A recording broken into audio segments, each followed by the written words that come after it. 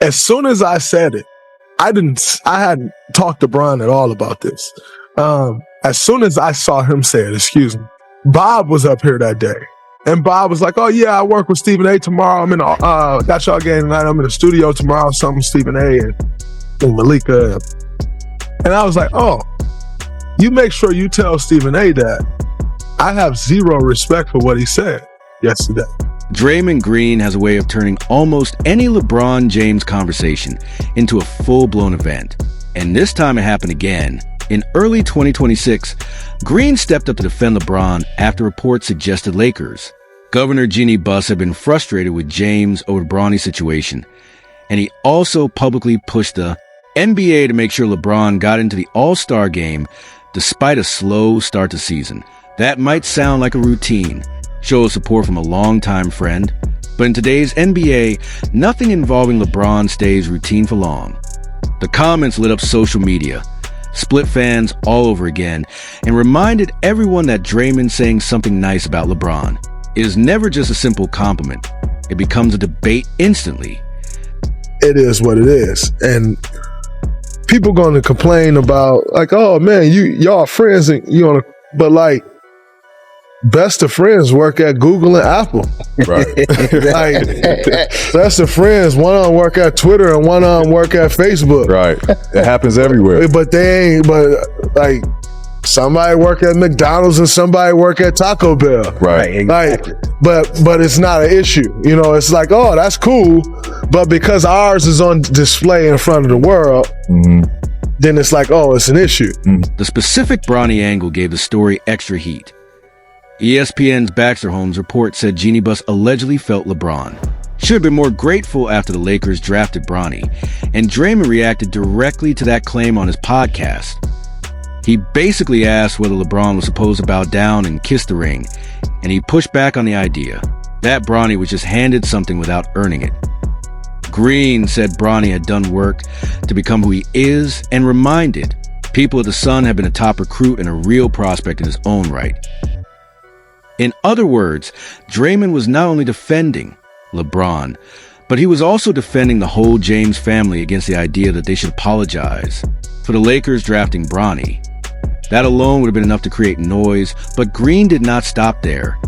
Around the same time, he also came out forcefully in LeBron's all-star defense, telling the NBA to figure it out and make sure James got selected despite being lower in the fan vote and having played only 14 games at that point.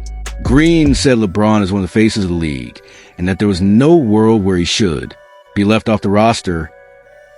The message was blunt enough that it did not sound like a soft endorsement. It sounded like a challenge to the league and to anybody arguing that LeBron's status should be treated like a normal player's. Knowing that this is basketball and I'm going to lead this basketball court, and what happens on this basketball court should probably stay on this basketball court. But there becomes a line that you get to and you cross that line and it no longer stays there. It's now off the basketball court. And that's the line that I've tried to learn not to cross. As far as us being as tight as we are, like, that's my big brother. Love him to death. And ain't nothing changing that. Like, our relationship is the only thing changing it is our relationship continues to grow. That kind of defense is exactly why Draymond gets such a strong reaction from fans. He is not just praising LeBron from a safe distance. He is saying the quiet part out loud in a way that feels aggressive to both sides. Supporters hear loyalty and respect. Critics hear bias and overprotection. Operation Sports reported that when Green made the all-star comments, the online reaction got sharp fast, with some fans backing him and others accusing him of blind loyalty. One of the harder responses called him a bootlicker, which tells you just how personal. These LeBron debates become the second Draymond enters the room. A lot of problems that guys have with media is to call something that man did bullshit and weak. Like, those are words like, well, we grew up. Yeah. Like, you get hands put on you where we grew up and those types of words. So I think the problem that people have with media is you go on there and you like, oh, that's weak. Like, weak? Like, calling another man weak?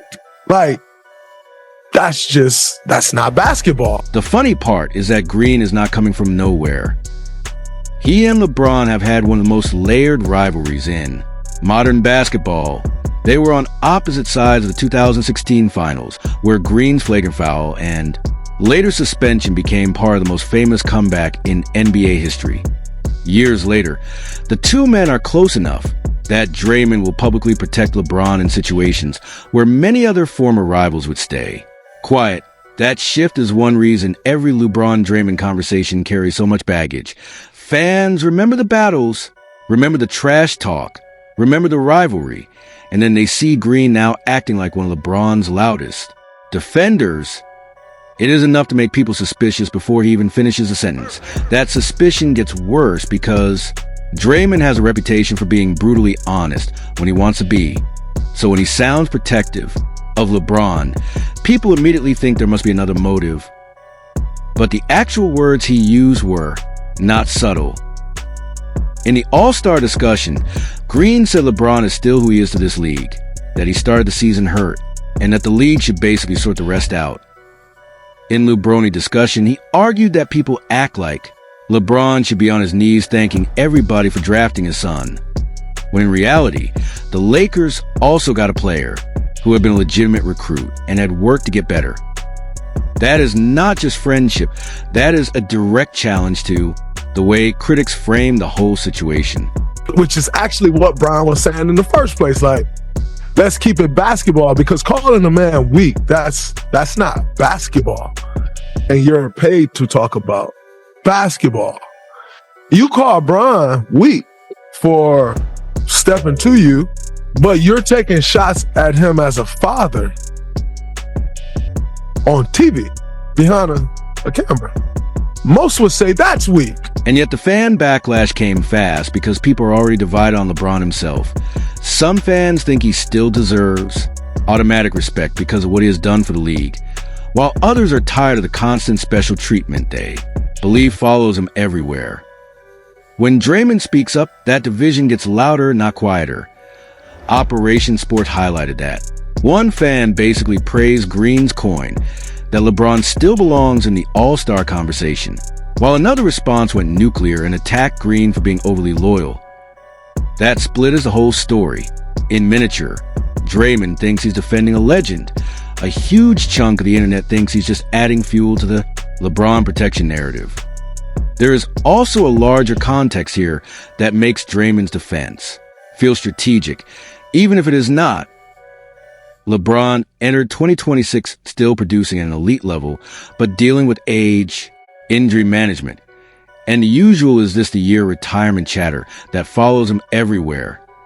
One recent report even quoted Green, suggesting he would not be surprised if LeBron retired after the season, which only shows how often Draymond's name and LeBron's future end up in the same sentence. The league treats LeBron's every decision like a public referendum, and Green keeps walking into that fire to say he still belongs at the center of the conversation. That is why the fan reaction is so intense.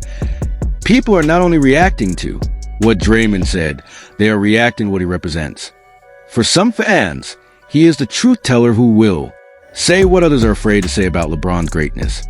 For others, he is the guy who cannot resist defending his friend, even if it makes him look too close to the situation to be objective. And because he has a long history of public commentary, from criticism of rivals to praise for teammates and friends, the reaction to each new LeBron take is always going to be exaggerated. He is the rare NBA voice who can trigger a full argument with a few words and shrug. The other layer to this is that Green's comments were happening while the Lakers were under a microscope for very different reasons. LeBron's role with the Lakers has been debated for years, and the Bronny situation only added another complicated chapter. When Draymond jumped to defend the decision to draft Bronny and to push back on the ungrateful framing, he was really defending the idea that star players do not owe the public a performance of gratitude every time an organization makes a family-based move. That may be a fair point, but the internet does not reward nuance. The second a player like Draymond sounds like he is taking LeBron's side, people start acting like he has joined LeBron's PR team. What makes all of this work for? A video like this is the tension between the words and the reaction. Draymond clearly believes he is standing up for LeBron in situations where the criticism has gotten lazy or unfair. He thinks LeBron's all-star case does not need to be debated like a normal player's, and he thinks people are acting like the Lakers did James some sacred favor by drafting Bronny, when in his view, Bronny also earned his way into the league conversation. But fans heard it and immediately turned into something else. To them, it sounded like one of the league's most outspoken players once again refusing to let LeBron face criticism on his own. That is what made the backlash explode. And to be fair, that is probably why Draymond keeps getting pulled into these debates. He knows the league, he knows LeBron personally, and he knows exactly how to land a quote that will keep the conversation moving for days. But with LeBron, there is never a clean line between support and over-defense. Every compliment can sound like favoritism. Every defense can sound like spin. Every attempt to shut down criticism just reminds people how emotionally invested they already are in the argument. That is why Green got destroyed online, not because he said anything outrageous by NBA standards, but because he chose to say about the one player whose defenders and critics are always ready to go to war. What I'm here to tell people is you probably shouldn't concern yourself with that, because there's nothing you can do about it, and it doesn't affect your life. Mm-hmm. Even if I go out and lose this game, it don't affect your life. Unless you decided to put money on it, and that's your issue. Mm-hmm. And even if I go win this game, doesn't really affect your life. Mm-hmm. And so to worry about what I do outside of that, you probably should save yourself the time and invest it elsewhere. So in the end, this was never just Draymond defense LeBron. It was Draymond stepping into two very sensitive debates at once. LeBron's all-star status and the Bronny tames LeBron drama. He made the case that LeBron still deserves special treatment because of who he is. And he pushed back on the idea that the Lakers were somehow owed a gratitude speech for drafting Bronny. Fans heard that and fired back hard, with the backlash turning the whole thing into another chapter in the never-ending LeBron discussion. The message from Draymond was clear. The message from the internet was even clearer. Nobody is neutral when LeBron James is the topic. Out in the open, this looks like a simple basketball debate. Underneath it, though, it's really about loyalty, legacy, and how much special treatment a legend should still get at this stage of his career. Draymond chose to defend his friend. Fans chose to light him up for it.